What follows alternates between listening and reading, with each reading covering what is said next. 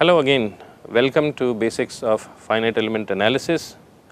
In last class, we had introduced two different theorems, the gradient theorem and the divergence theorem. And today what we will do is, we will explore these theorems further and see how we can apply them in context of weighted residuals, and how we can use these theorems to shift differentiability operator from one function to the other function. And this technique becomes very useful in context of problems when they are two-dimensional or three-dimensional in nature. So, let us consider a function g times w. So, g is a scalar and w could be a weighting function, okay. And then we take its gradient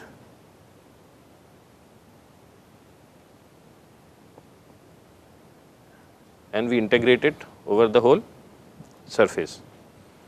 So, I can express it as integral, and I will first apply a operator on g, and then the second case I will operate it on w. So, it is w times gradient. So, this is a vector of g plus g times gradient of w dx dy. So, I can write this as w times gradient of dx dy integral equals integral of gradient of g times w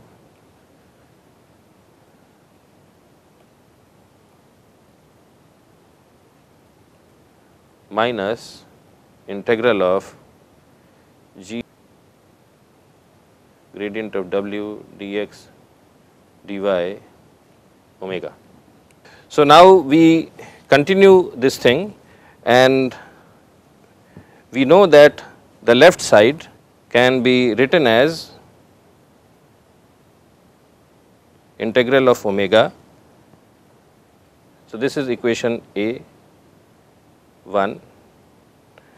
So, it is actually not omega, it is w times gradient of g times dx dy is equal to, using the gradient theorem. So, this we keep it as is, and here we apply the gradient theorem. So, now we have developed this equation and then the next thing we do is that we apply the gradient theorem on this particular term.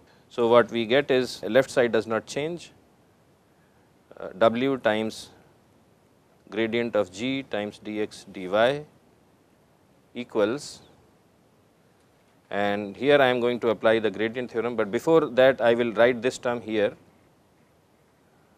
So, I am also reorganizing my terms, g times grad of w dx dy, and for this term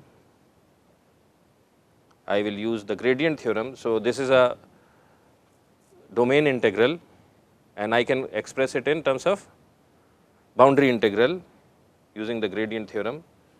So, that term comes to plus boundary integral of g omega, not omega, I am sorry, w, and there should be a unit normal here times ds. Okay. So, this is one equation.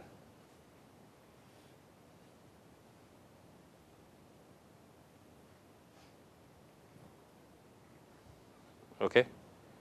So, what do you see in this equation?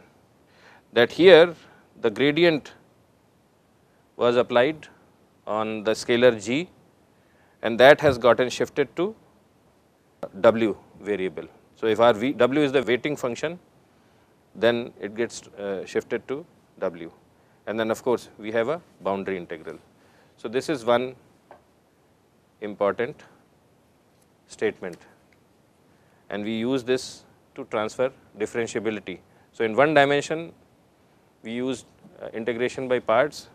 So, this is somewhat of a similar process here also, because we start from here and then we shift differentiability operator, or not necessarily differentiability, but the gradient operator from one function to the other function. So, this was one equation A, and now we will develop another equation.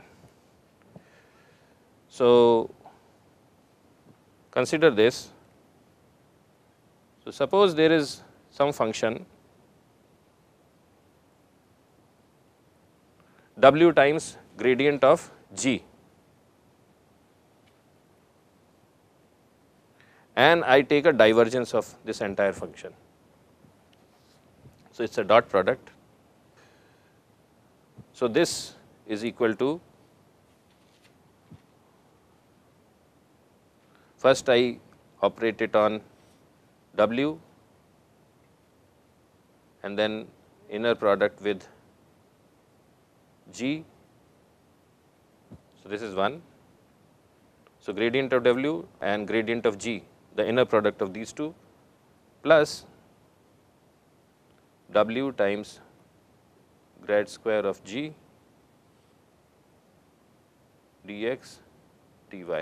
So, I am going to rearrange this, w times grad square of g dx dy omega equals, so this is there. So, the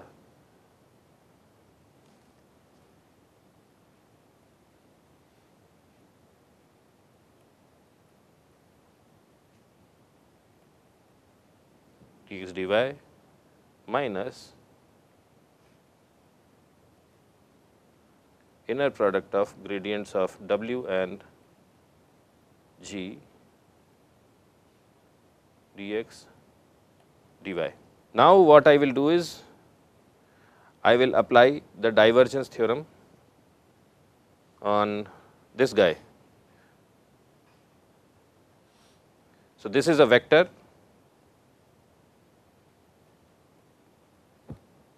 because w times gradient of g is a vector, and when I operate this with the grad vector and take its inner product, this is basically the divergence of that vector, right, and it is the integral of the divergence of that integral of that vector.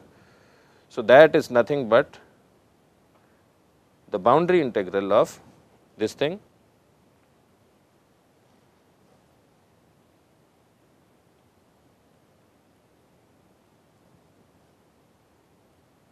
ds minus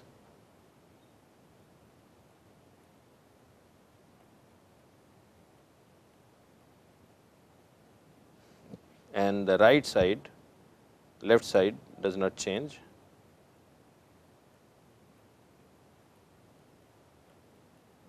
so this is the second equation. Okay. So, here also this is the boundary term,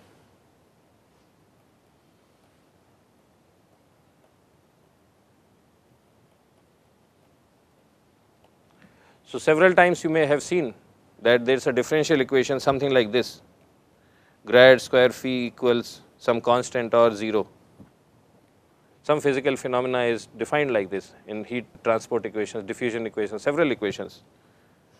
And if you multiply that by the residue w and then you do all this process, then this is the right side, you have the gradient operator being applied on w and on g, and again you have a balanced system. The differentiability requirement again become balanced.